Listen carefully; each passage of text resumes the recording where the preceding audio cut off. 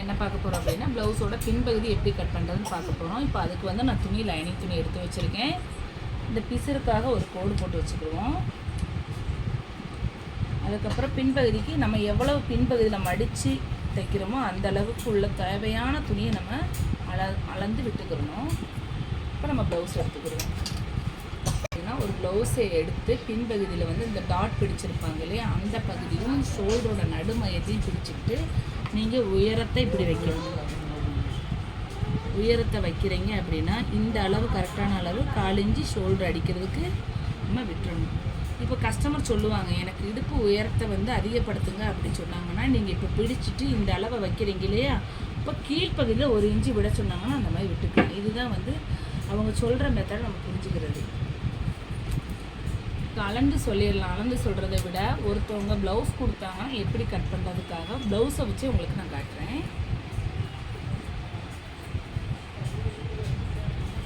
இந்த பிள்ளை வந்து ரொம்ப ஒல்லியான இல்லை, அதனால் வந்து அவங்களுக்கு அவங்க ப்ளவுஸை வச்சே நம்ம கட் பண்ணிடுவோம். இப்போ நம்ம வந்து ப்ளவுஸை வந்து ஒன்று போல் மடிச்சிடணும். மடித்து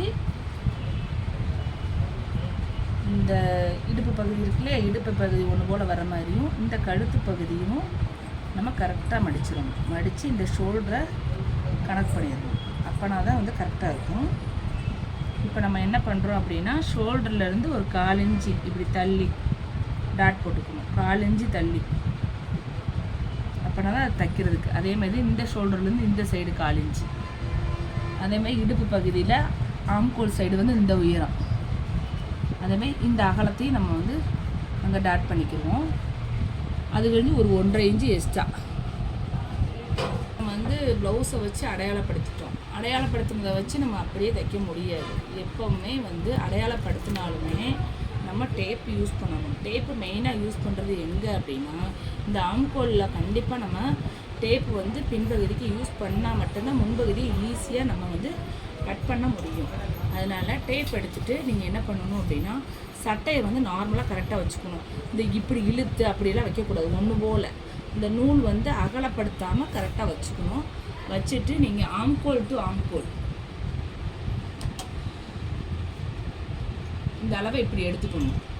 அதுக்கப்புறம் இந்த ஷோல்டர்லேருந்து 1/4 இன்ச்சு இங்கிட்டு விட்டு, அதேமாதிரி இந்த ஷோல்டரை 1/4 இன்ச்சு விட்டு நம்ம எடுத்துக்கிடணும்.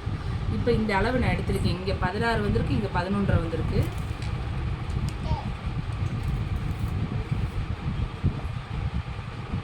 இப்போ நம்ம அடையாளப்படுத்தின அளவு இந்த அளவும் ஒன்று போல தான் இருக்குது, கரெக்டாக இருக்குது. இப்போ ஷோல்டரில் பார்ப்போம். ஷோல்டரில் வந்து நம்ம இப்போ எடுத்த அளவுலேருந்து 1/4 இன்ச்சு கூட தான் இருக்குது. அப்போ நம்ம வந்து 11 தான் அவங்க வந்து நம்ம அளவு இருந்தது. அப்போ நம்ம அந்த அளவு தான் வச்சுக்கிடணும். ஏன்னா எப்போவுமே வந்து ப்ளவுஸில் நம்ம ப்ளவுஸை போடையில் அளவுகள் கொஞ்சம் மாறும். அதனால் அதுக்கு தகுந்தாப்பில் நம்ம ப்ளவுஸை வச்சு போட்டாலுமே டேப்பிட்டு வந்து அளவை வந்து எடுக்கணும். இப்போ நம்ம டானா ஷேப் போட்டுட்டோம். போட்ட பிறகு என்ன பண்ணணும் அப்படின்னா, ப்ளவுஸோட ஆம்கோல் இருக்கு இல்லையா, அந்த அளவை வச்சு நம்ம இப்படி பார்க்கணும். இந்த அளவு கரெக்டாக இருக்கா அப்படின்னு. அதேமாதிரி இந்த உயரம் கரெக்டாக இருக்கா அப்படின்னு சொல்லிட்டு எப்போவுமே இந்த உயரத்துலேருந்து 1/4 இன்ச்சு கூட இருக்கணும். ஷோல்டர்லேருந்து 1/4 இன்ச்சு இங்கே இறங்கி இருக்கணும். இந்த அளவுலேருந்து நம்ம அந்த ப்ளவுஸோட அளவு ஒரு டாட்டு கரெக்டாக.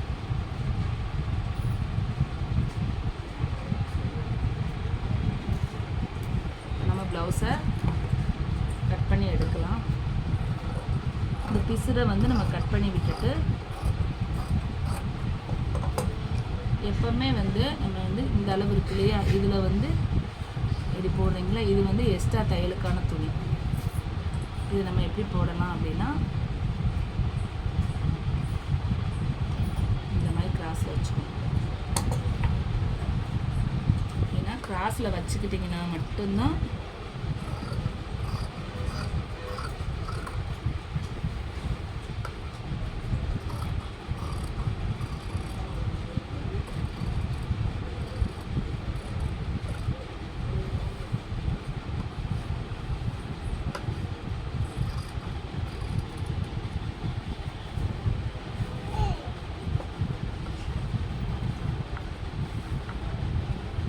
எப்பவுமே துணியை வெட்டையில் ஒன்று போல் வச்சுக்கணும். அதேமாரி இந்த மாதிரி பிடிச்சிக்கணும். அப்போ தான் உங்களுக்கு அந்த எந்த மாற்றங்கள் எதுவும் வராமல் நீட்டாக வரும். துணியை கைட்டு தூக்கி பிடிச்சோ அந்த மாதிரிலாம் வெட்டக்கூடாது. இப்போ பார்த்தீங்கன்னா பின்பகுதி நம்ம வெட்டிட்டோம். அதேமாரி இந்த ஆம்கோல் சைடு வந்து இணைக்கிற சைடில் வந்து இந்த மாதிரி அடையாளப்படுத்தி வச்சுக்கணும். அதேமாரி கீழே வந்து இது மடித்து தைக்கிற ப்ளவுஸோட உயரத்தோட மடிப்பு இதையும் நம்ம வந்து கரெக்ட் பண்ணி வச்சுக்கணும். இதுதாங்க வந்து பின்பகுதி. நம்ம அடுத்த வீடியோவில் வந்து உங்களுக்கு முன்பகுதி எப்படி கட் பண்ணுறதுன்னு நான் வந்து வீடியோ போடுறேன். Okay, thank you.